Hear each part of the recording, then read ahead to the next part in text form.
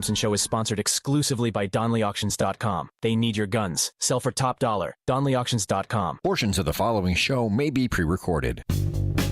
From the streets of Melrose Park to the trading floor of the Merc, he's fought for every dollar he's ever earned. And now, with personal liberty and our system of capitalism under assault in America, he's here to seize back our rights from the government. With a cigar in one hand and a copy of the Declaration of Independence in the other, he's Shaun Thompson.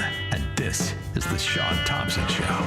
Some folks are born made to wave the flag. Ooh, they're red, white, and blue. They're on to us. And when the band plays, Release the hantavirus. What the frack is the hantavirus? Well, that should shut them up. After all, look at how quiet everybody got when we released the coronavirus. And I couldn't get anybody to take my action. Everybody knows, because we live in Chicago, how do you get those cushy jobs in the county, especially those $2 slip and fall lawyers that pretend to be judges? Aside from being a Democrat, giving your money to Democrats, you swear an oath to La Cosa Nostra of the Democrat mafia, especially in these Democrat dunghole states. A federal judge in Washington expressed concern today after lawyers for the White House Correspondents' Dinner shooting suspect claimed he is being mistreated in jail. Over the weekend, Cole Thomas Allen was taken off suicide watch. He was initially placed in a restrictive cell under 24-hour supervision. It's not clear if Allen has been moved to a different facility since being taken off suicide watch. Also over the weekend, U.S. Attorney for... Drop him off on 24th and Lake Street in Melrose Park tomorrow. I'll be there. I'll break his fracking neck. And the judge apologizes? You got him on video, stupid. Running it. But it doesn't matter because the Democrats themselves, you've known this all your life. They're rat people. Good for nothing except crime. Well, let's get the ugly news about the political violence out of the way first because we have to talk about it. I'm just going to vomit my take on it and then you can argue. I would just like to say, if you're one of these people, and there's many in this country who watched that and was disappointed the president wasn't killed. See, they're laughing at that. You're not a good person or a smart person. No, but you're a Democrat. You're a good-for-nothing, diabolical thief in America, posing as a citizen. That's why when we talk about Minnesota, they are desperately trying to put the toothpaste back in the tube. It is a microcosm. That's not a fracking scandal. That's how the Democrat business plan works. Illinois, the only difference is they're more tighter.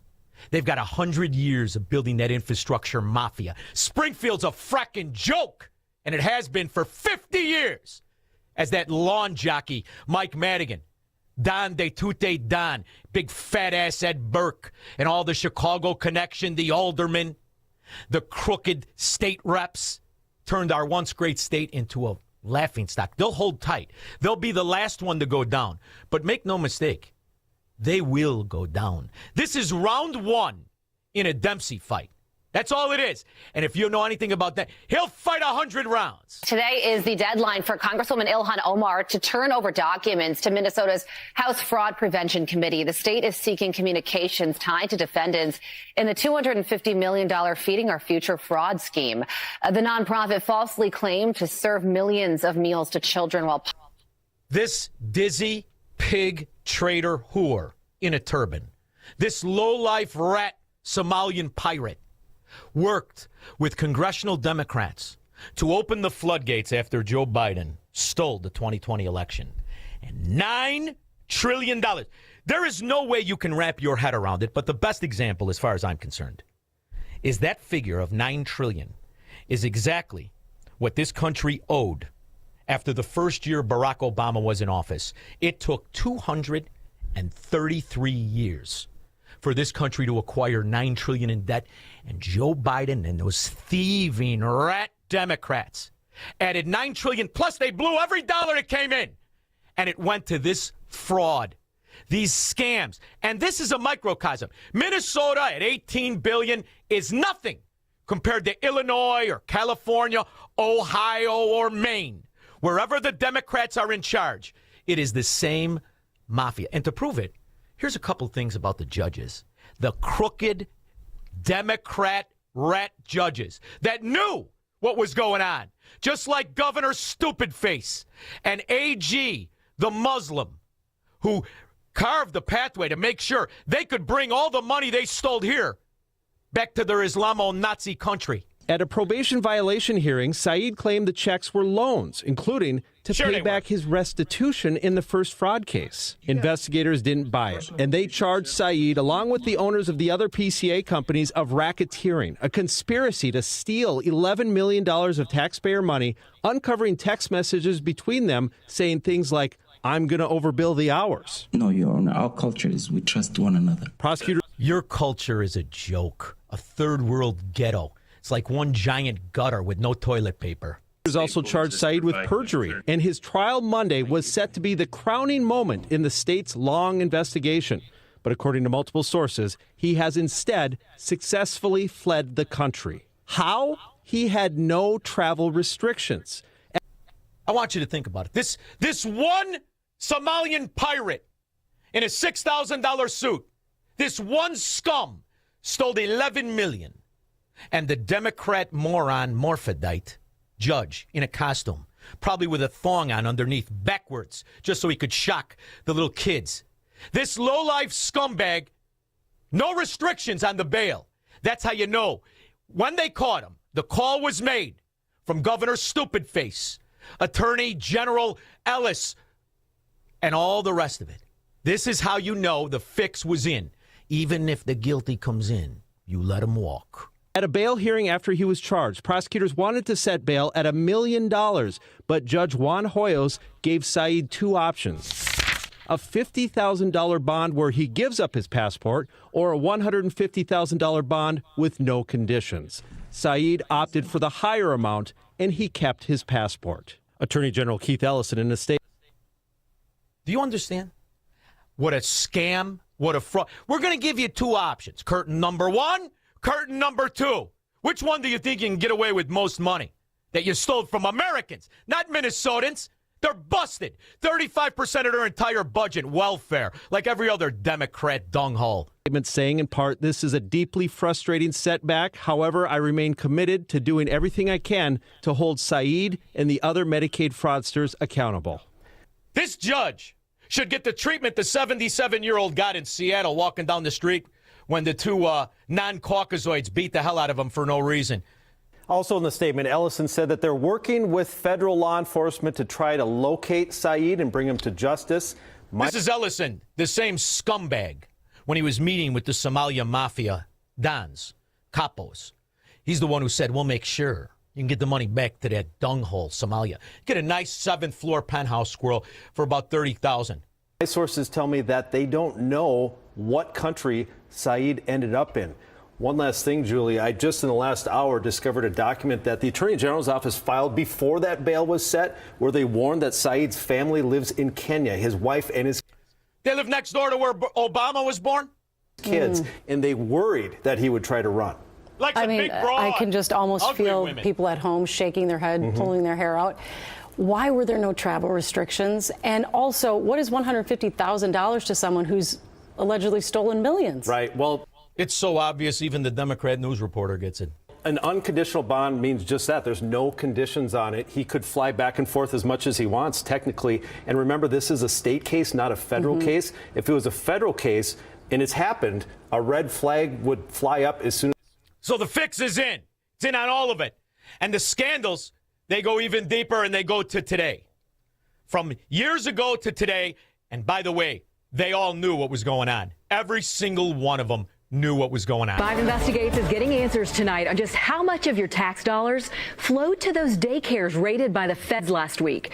It was all part of a sweeping fraud investigation, and now Orion Raish is tracking the money with some eye-popping numbers. I want to focus on those 9 daycares raided by the feds. We have learned the state sent them $67 million in the last 8 years. This is after Feeding Our Future. And the Feeding the Future, Amy Brock, she's convicted, awaiting sentencing. And she is trying to get out the information that they told her how to do it. They were in on it. From the congresswoman to the governor to the AG. But the Democrat judges, they're going to make sure they squash that information And nobody's going to hear it outside of the already corrupt mafia headquarters known as Minnesota. New controversy tonight involving the former head of Feeding Our Future, the convicted ringleader of the largest pandemic-era fraud in the nation. She's an Oswald. She's a patsy. She's not the ringleader. The ringleader is the congresswoman, the governor, and the AG. They are the unindicted co-conspirators, and they all knew it. Is now accused of leaking sensitive court records from behind bars. Investigative reporter Eric Rasmussen was in federal court this afternoon. He has the latest on the new developments. This all comes just 3 weeks before Amy Bach is to be sentenced for her role in that $250 million fraud. But after court, her lawyer defended her latest actions that got her in hot water with the judge. You're looking at one of the last times Amy Bach was a free woman. Now, more than a year after a jury convicted her of fraud, prosecutors say Bach was working from behind bars to leak secret court documents to minimize her role in the crimes and. They're the emails. They're the communications instructing her how to do it. And her lawyer, they got some moron lawyer. And he's not making the case to the federal, because what has to happen is the federal government needs to put all of these Democrat areas into receivership. They cannot govern themselves. Democrats tell you they're thieves. Blame others. She believes that there is more to this story.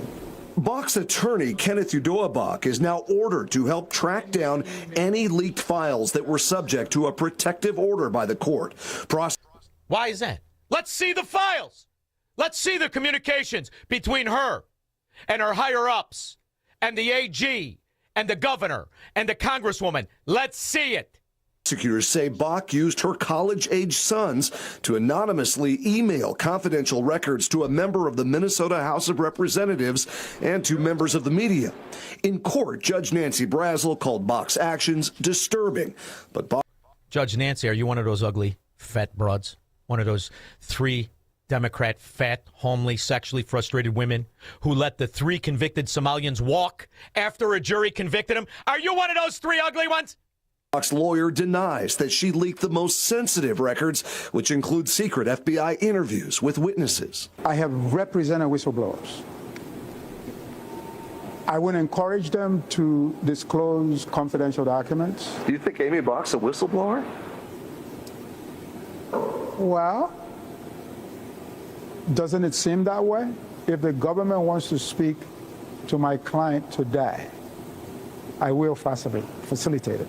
She wants to talk about the governor, she wants to talk about the attorney general, and she wants to talk about unindicted co-conspirators. Is your client going to take any responsibility on the day of sentencing? Of course. She's been taking responsibility.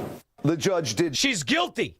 And all she wants to do now is let out the communication. She's not only a patsy, she was instructed to facilitate the theft of the largest scandal in a welfare program during COVID, $250 million in just one.